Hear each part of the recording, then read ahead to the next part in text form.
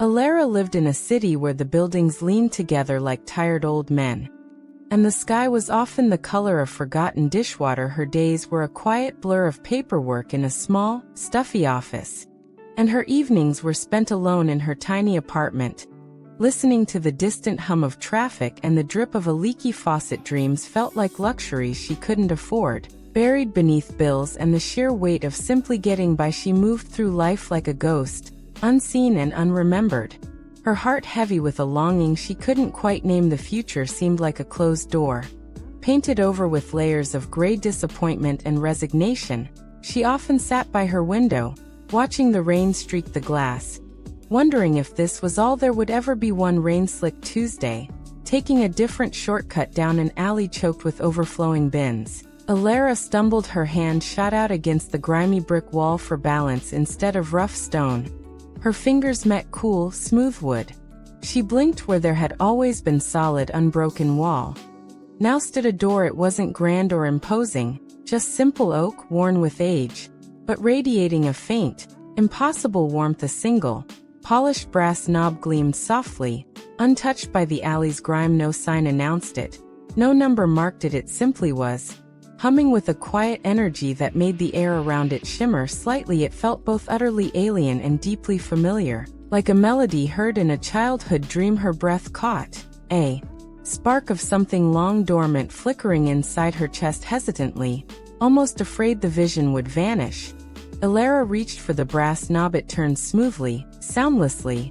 In her hand she pushed the door open, not onto another grim alley or a dusty storeroom, but into pure, dazzling light. She stepped through, shielding her eyes, and gasped. She stood on a hillside bathed in golden afternoon sun. Before her stretched a landscape of impossible beauty, rolling meadows carpeted in wildflowers of every conceivable hue, rivers like liquid sapphire winding through ancient, wise-looking forests, and snow-capped mountains piercing a sky of profound, crystalline blue. The air was alive with the scent of honeysuckle and damp earth, and the sweet song of unseen birds filled the space. It wasn't just a place, it was pure, unadulterated possibility. Elara wandered, barefoot in the soft, cool grass, tears streaming down her face. It wasn't just the beauty, it was the profound sense of peace, a deep knowing that everything was, somehow, exactly as it should be. She saw flashes,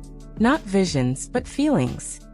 The warmth of strong arms around her, the infectious laughter of children, the quiet satisfaction of creating something beautiful with her own hands, the exhilarating view from a mountain peak she'd climbed herself. These weren't preordained futures, but potential paths, dreams waiting patiently to be chosen. The weight of her gray city life began to dissolve, replaced by a lightness, a hope, so fierce it almost hurt. Here, under this boundless sky, her dormant dreams unfurled like petals greeting the sun. Time flowed differently in that sun-drenched valley. Elara sat beneath a whispering willow tree beside the sapphire river.